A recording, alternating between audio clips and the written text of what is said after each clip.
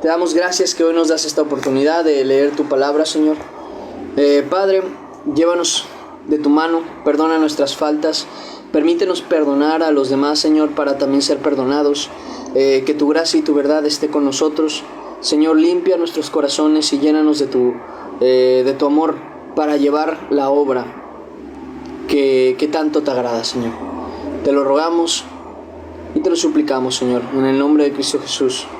Amén y amén. Y ahora sí, empezamos con el devocional. Vuelvo a repetir, ¿dónde estamos? Estamos en el segundo libro de Reyes, capítulo 1, versículo 13 hasta el versículo 21. Y dice de la siguiente manera: oyendo Atalia, la reina, dice, el estruendo del pueblo que corría, entró al pueblo en el templo de Jehová. Y cuando miró, he aquí que el rey estaba junto a la columna, conforme a la costumbre, y los príncipes y los trompeteros junto al rey. Y todo el pueblo del país se regocijaba y tocaban las trompetas. Entonces Atalia, rasgando sus vestidos, clamó a voz en cuello: traición, traición.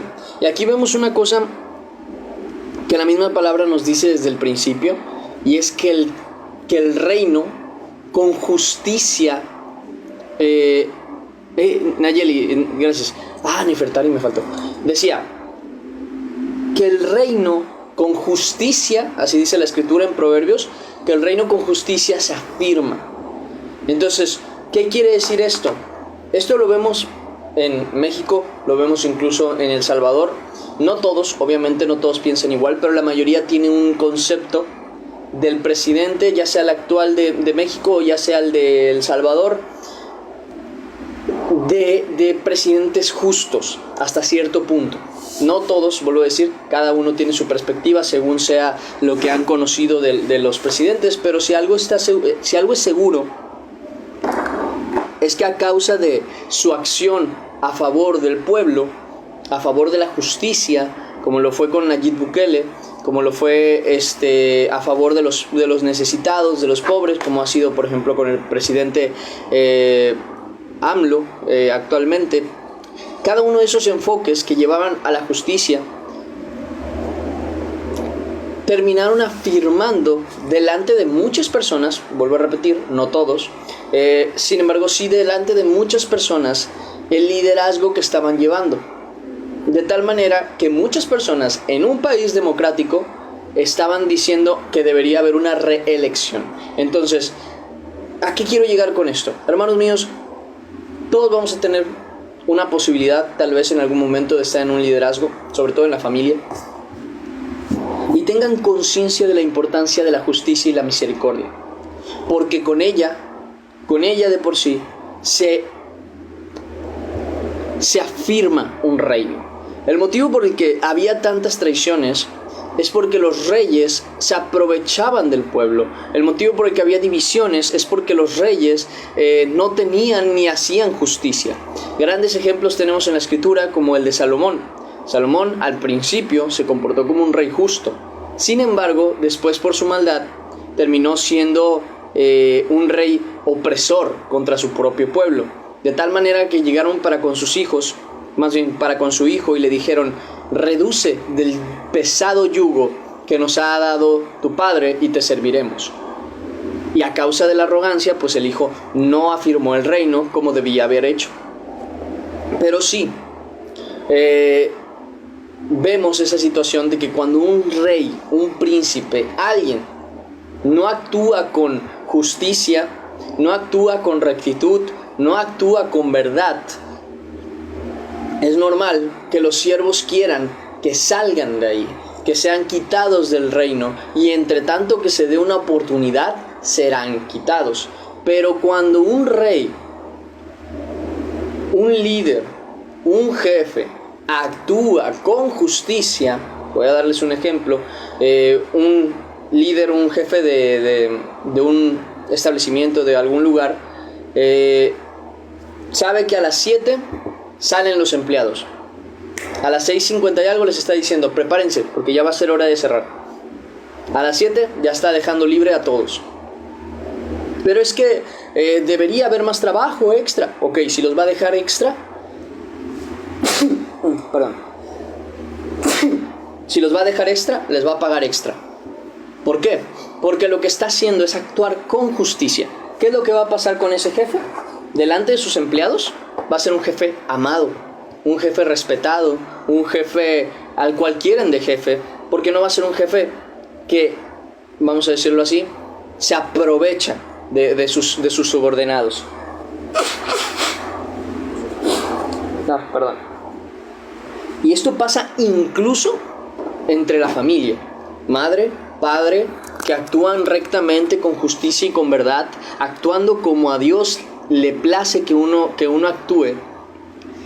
Afirma también su liderazgo, su autoridad y su estatus, vamos a decirlo así, en su familia, para con sus hijos, para con su esposa, para con su esposo.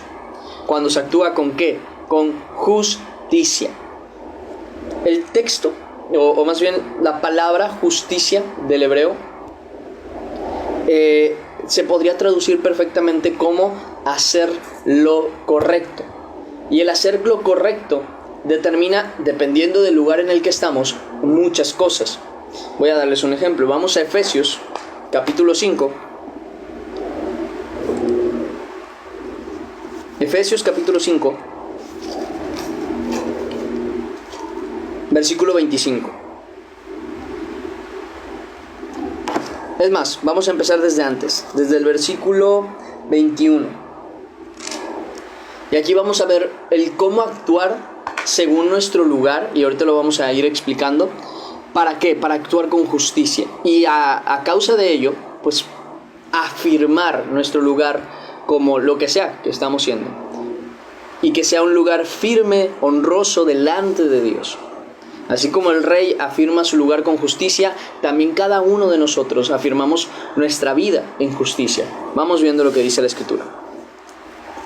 Capítulo 5 de Efesios, versículo 21 dice: someteos unos a otros en el temor de Dios.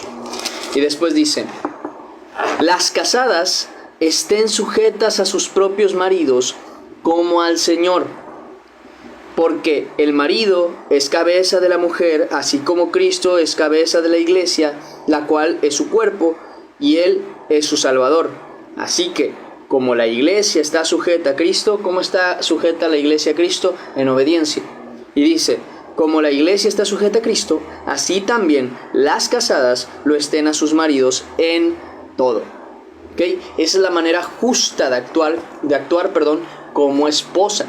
Por eso mismo vemos en Proverbios que habla de la mujer virtuosa, la cual le da bien a su marido siempre y nunca mal. La manera justa de actuar como, en el caso de las mujeres, como mujeres, es en respeto a sus maridos, obediencia y amor.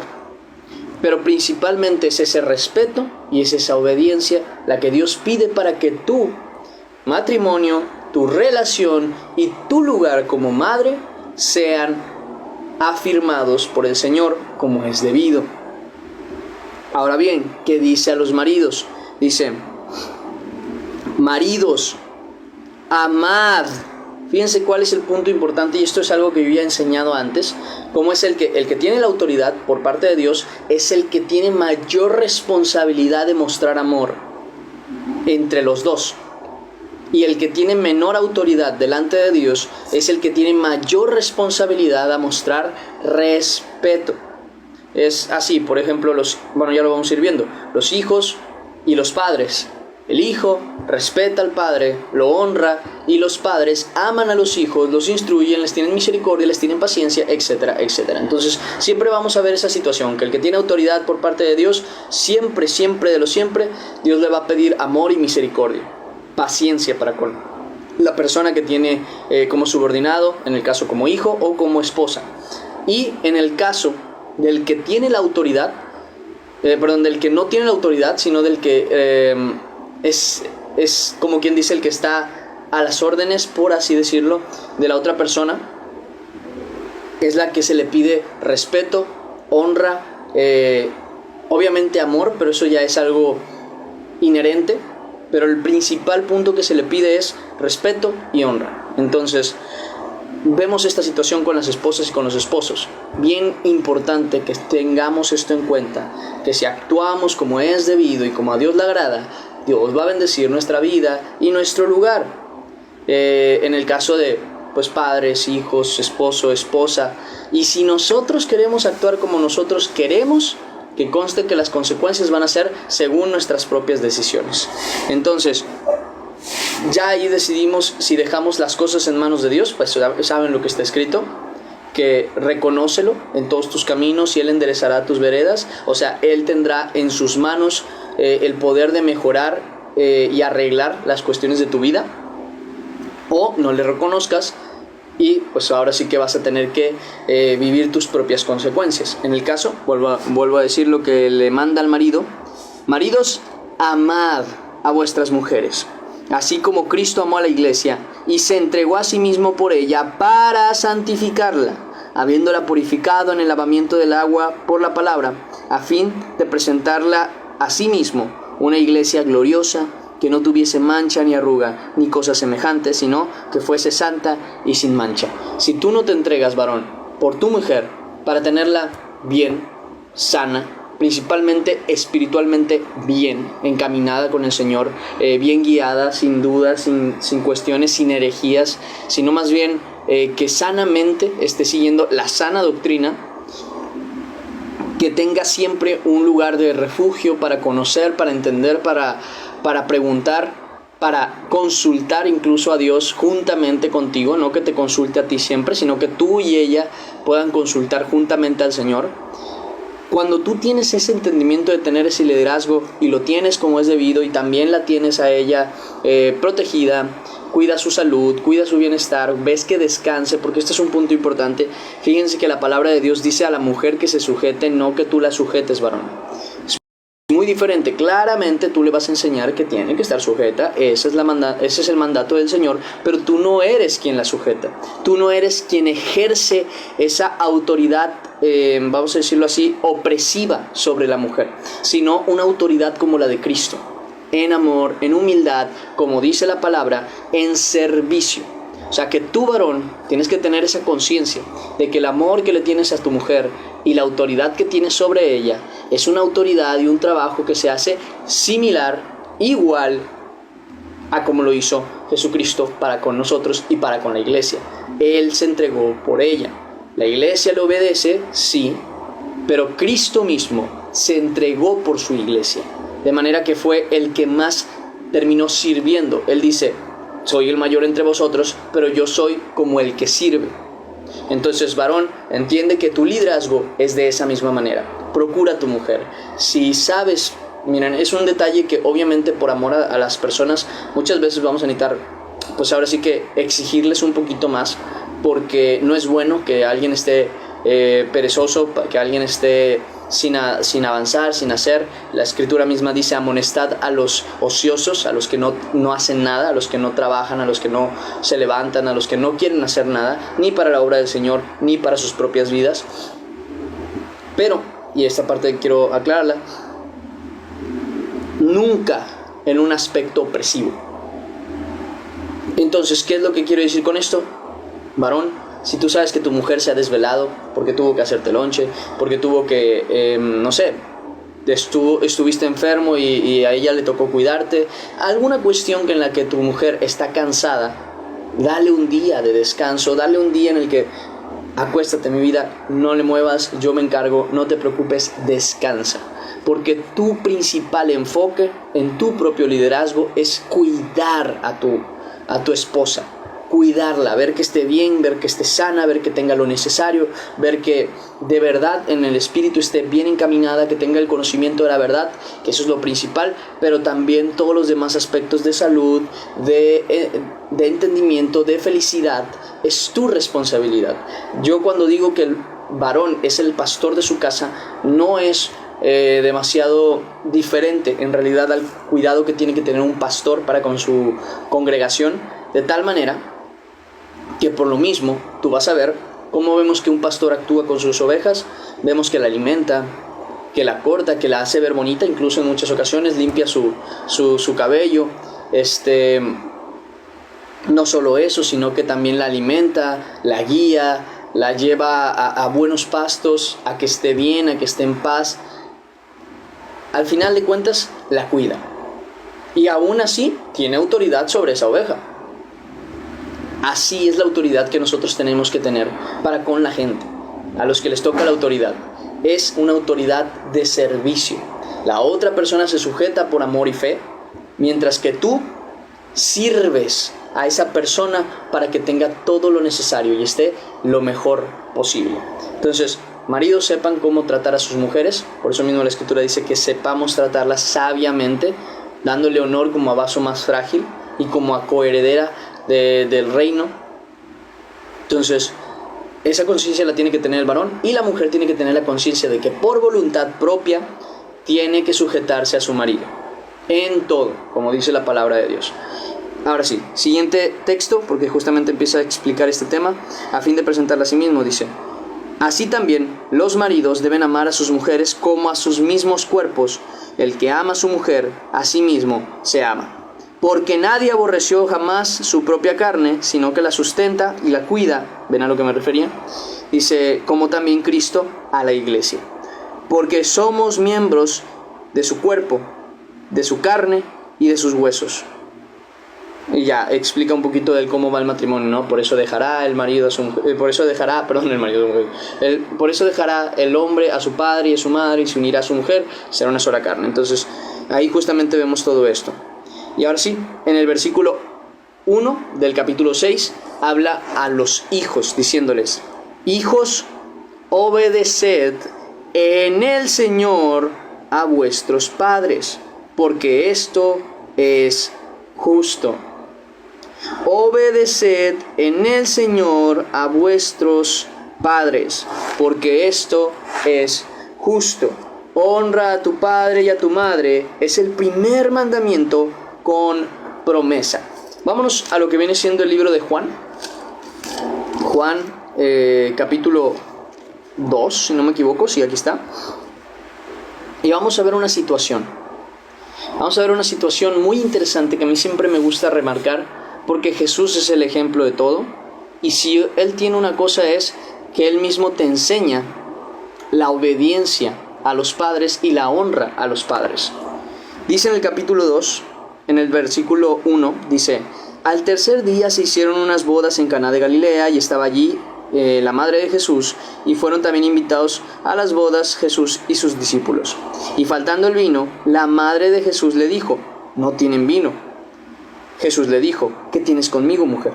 Aún no ha venido mi hora. Fíjense cómo no era su voluntad hacer lo que su madre le estaba pidiendo. No era su voluntad rebelarse allí, ni tampoco ayudar ahí con lo del vino. Sin embargo, fue su madre la que le dijo, pues prácticamente, que les ayudara. Porque en el siguiente versículo dice: su madre dijo a los que servían: haced lo que os dijere. De alguna manera, la petición que María le estaba haciendo era diabólica, era en contra de la palabra de Dios. No. Por eso la palabra dice: obedeced en el Señor. Porque esto es justo, porque esto es bueno. A pesar de que no fuera la voluntad de Jesús, a pesar de que no fuera lo que Jesús quería, dice en el siguiente versículo, dice en el versículo 8, entonces les dijo: sacad ahora y llevadlo al maestresala. Desde el 6, que es donde explica. Dice: estaban allí 6 tinajas de piedra para agua, conforme al rito de purificación de los judíos, y cada una de las cuales cabían 2 o 3 cántaros. Y dice: Jesús les dijo: llevad estas tinajas de agua, y las llenaron, llenad estas tinajas de agua, y las llenaron hasta arriba. Entonces Jesús les dijo: sacad ahora y llevadlo al maestresala. Y se lo llevaron. Cuando el maestresala probó el agua hecha vino, sin saber él de dónde era, aunque lo sabían los sirvientes que habían sacado el agua, llamó al esposo y le dijo: todo hombre sirve primero el buen vino, y cuando ya han bebido mucho, entonces el inferior. Mas tú has reservado el buen vino hasta ahora. Y ahí vemos una característica de Jesús: la obediencia y la humildad y la honra hacia sus padres. En el caso, y lo sabemos porque lo vemos incluso desde sus 12 años, cuando estaba en el templo, cuando él estaba en el templo de Dios, él estaba ahí. Miren, vamos a esa historia también para que vean otro ejemplo de obediencia de parte de Cristo hacia sus padres. Versículo 41 del capítulo 2 de Lucas dice: iban sus padres todos los años a Jerusalén a la fiesta de la Pascua, y cuando tuvo 12 años subieron a Jerusalén conforme a la costumbre de la fiesta. Al regresar ellos, acabada la fiesta, se quedó el niño Jesús en Jerusalén sin que lo supiesen José y su madre. Dice, y pensando que estaba entre la compañía, anduvieron camino de un día y le buscaban entre los parientes y los conocidos, pero como no le hallaron, volvieron a Jerusalén buscándole. Fíjense cuántos días estuvo. Dice, y aconteció que 3 días después lo hallaron en el templo sentado sentado en medio de los doctores de la ley, oyéndoles y preguntándoles. Y todos los que le oían se maravillaban de su inteligencia y de sus respuestas. Y aquí quiero dejar algo en claro. ¿Jesús estaba haciendo algo malo? No. No estaba haciendo algo malo, porque en primer lugar, ahorita vamos a ver lo que dice Jesús,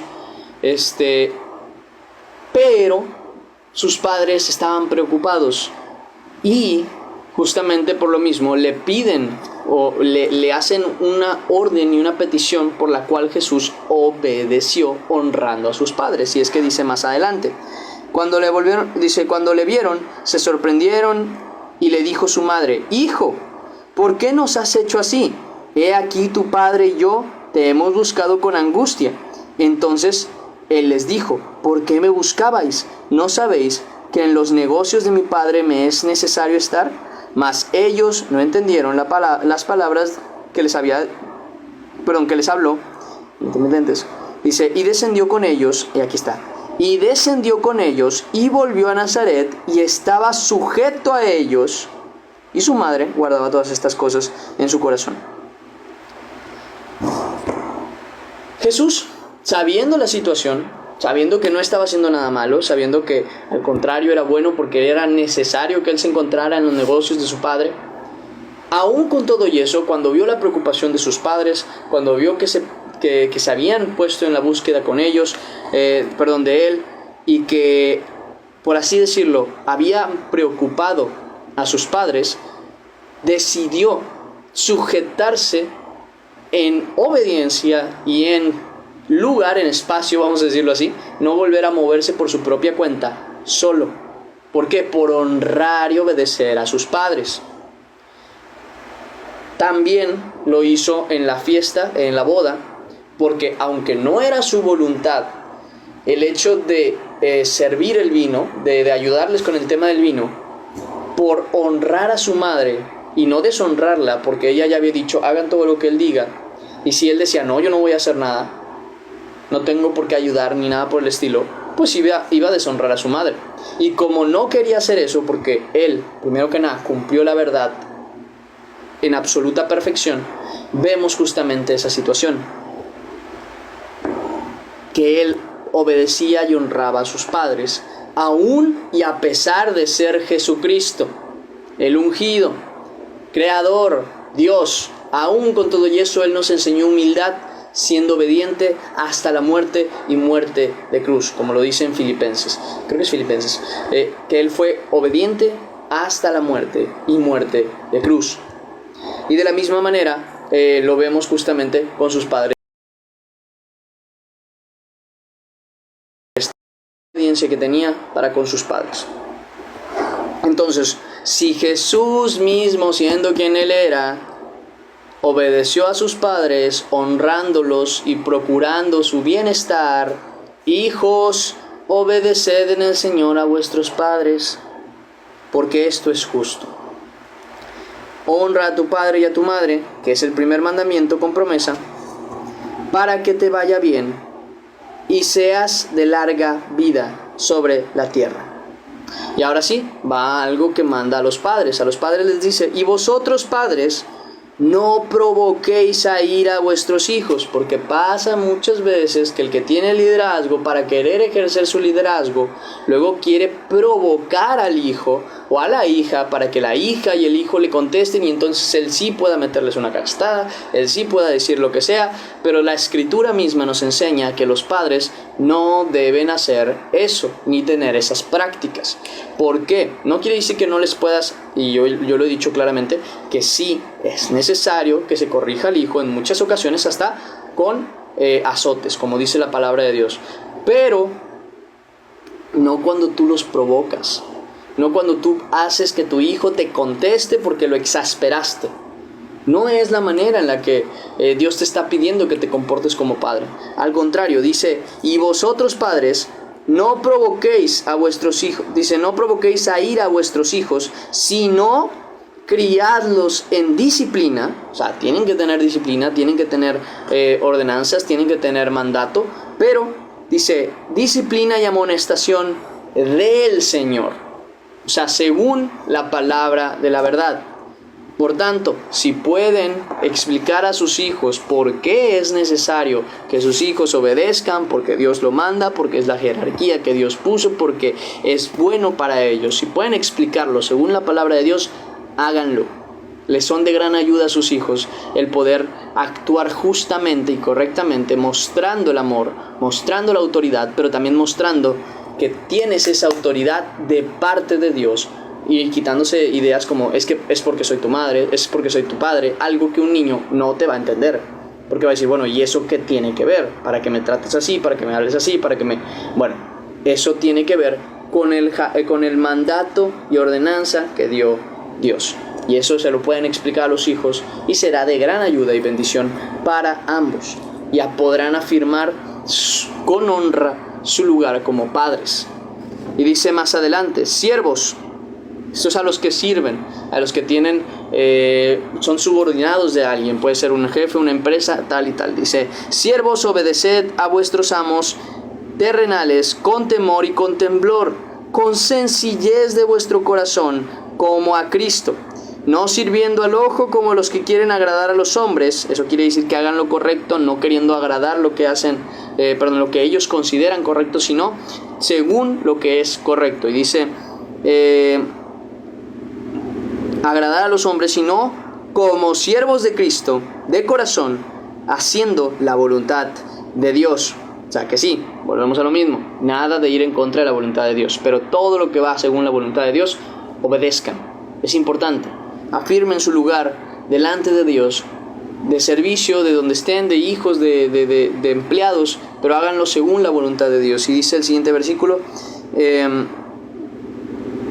sirviendo de buena voluntad como al Señor y no a los hombres, sabiendo que el bien que cada uno hiciere, ese recibirá del Señor, sea siervo o sea libre. Y en el siguiente versículo dice, y vosotros amos, los que tienen un liderazgo, son jefes, tienen una empresa, dice, y vosotros amos, dice, haced con ellos lo mismo, dejando las amenazas. Así que sí, quítense amenazas, jefes, líderes, quítense amenazas.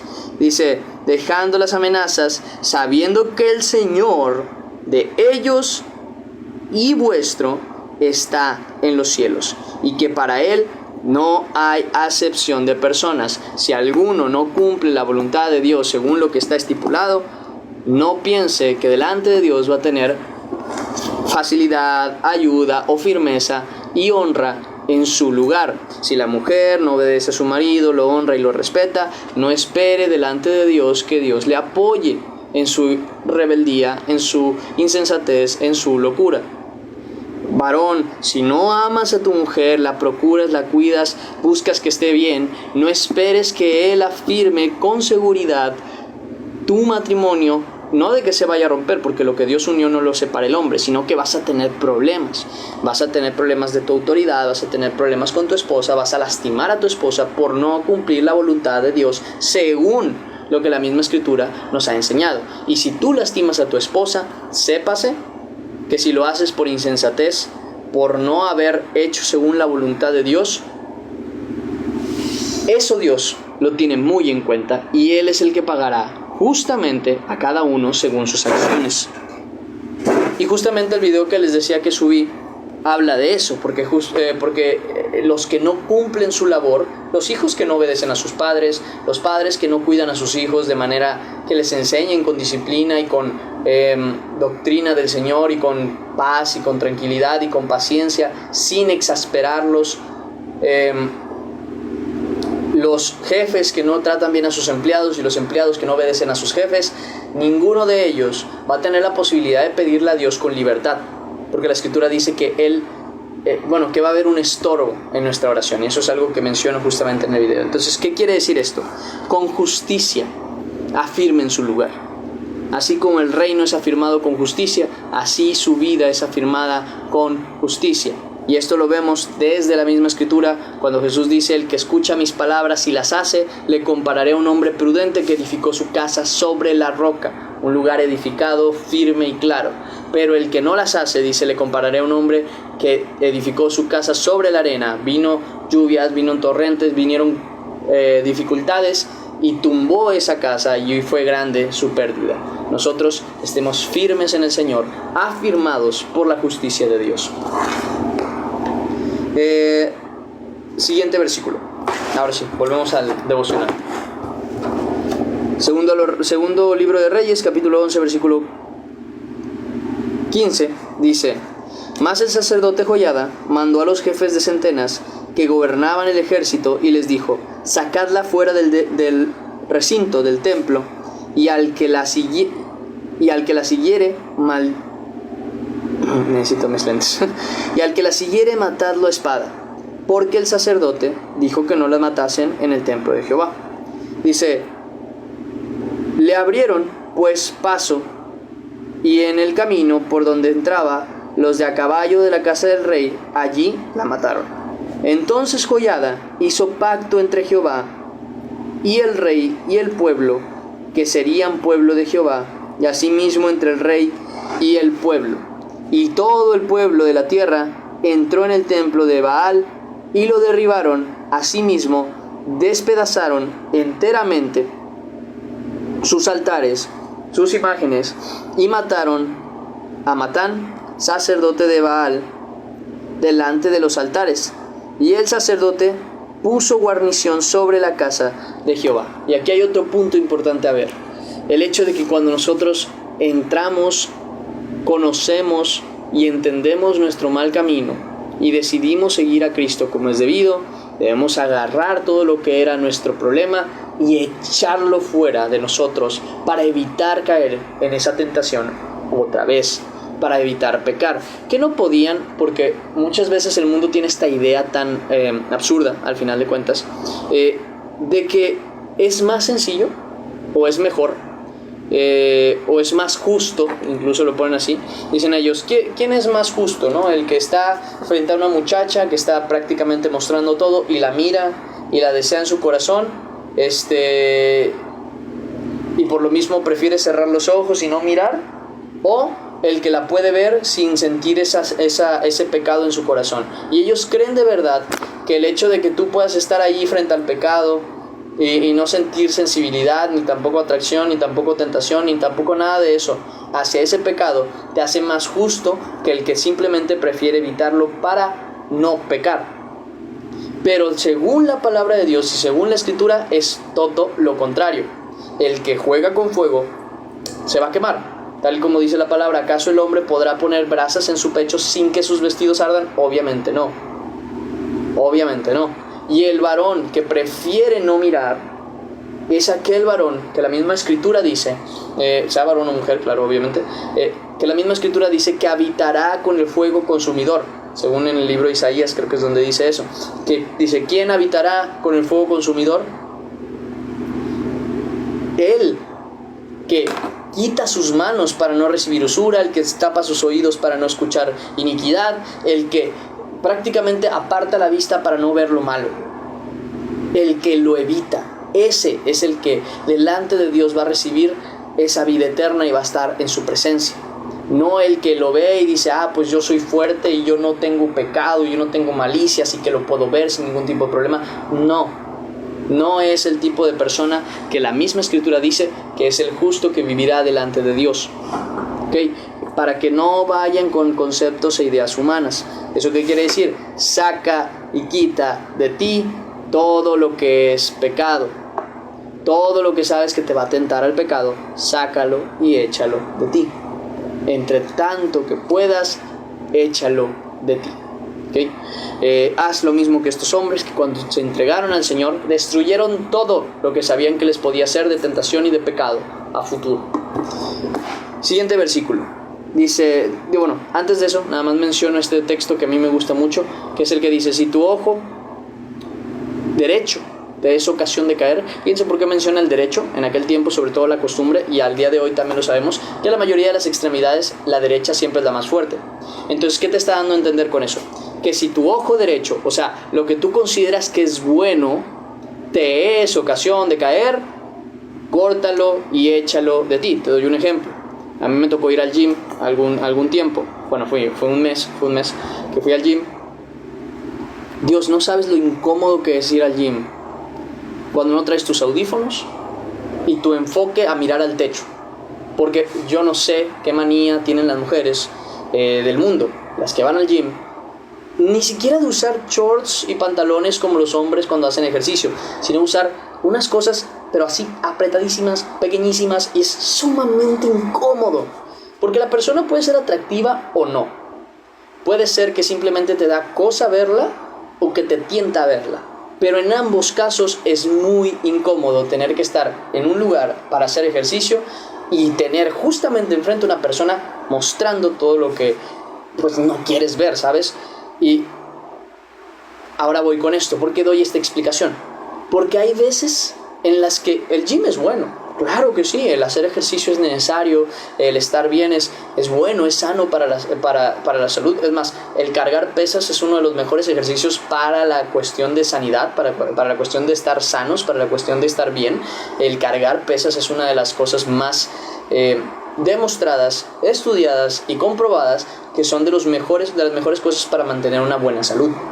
Antes que el cardio, las pesas. Ahora bien, aunque el gym per se no es malo y es bueno, porque te ayuda con ese tipo de cuestiones, te da disciplina hasta cierto punto, si tú sabes, varón, que te ves tentado a justamente ver lo que no debes en ese lugar, mejor huye de ahí. Pero es que el gym es bueno, no tiene nada de malo. Sí, pero a ti te es ocasión de caer. Si tu ojo derecho, el bueno, si tu mano derecha, la buena, te son ocasión de caer, córtalo, sácalo y échalo de ti. Entonces, aunque parezca bueno, si sabes que no te conviene, échalo de ti. Échalo de ti. Es necesario. Ahora bien, les doy otro ejemplo con el mismo gym. Las muchachas, o incluso los muchachos, que saben que ir al gym es bueno, pero aún con todo y eso se ven tentados ¿a qué? A mostrar las ganancias, a mostrar los resultados, a estar tomándose fotos y a estar en vanidad. ¿Sabes qué? Mira, te sale más rentable o dejar de hacer eso, si es que tienes la capacidad, deja de hacerlo. Pero si sabes que no, si sabes que por tener un buen cuerpo, si sabes que por hacer ejercicio constantemente, si sabes que por ir al gym te ves en la situación, en la necesidad, en la tentación de mostrar, mejor déjalo. Mejor déjalo.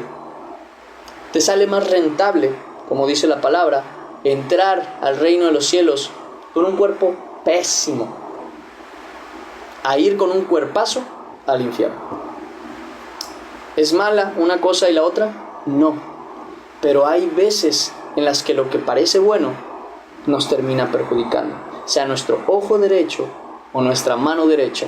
Si nos es ocasión de caer, córtalo y échalo de ti. No te vayas con la idea de que, es que bueno, podría ser. No, mejor échalo de ti. Y en cuanto a las cuestiones del gym, por si hay alguno que justamente tiene esa misma situación, llévate unos lentes o mira todo el rato al techo, es incómodo, pero bueno. O directamente, si también te ves en la situación, busca la manera de hacer ejercicio en casa. Yo creo que es más sano en muchas cuestiones, porque es un lugar en el que se puede tentar mucho uno, se puede incomodar mucho,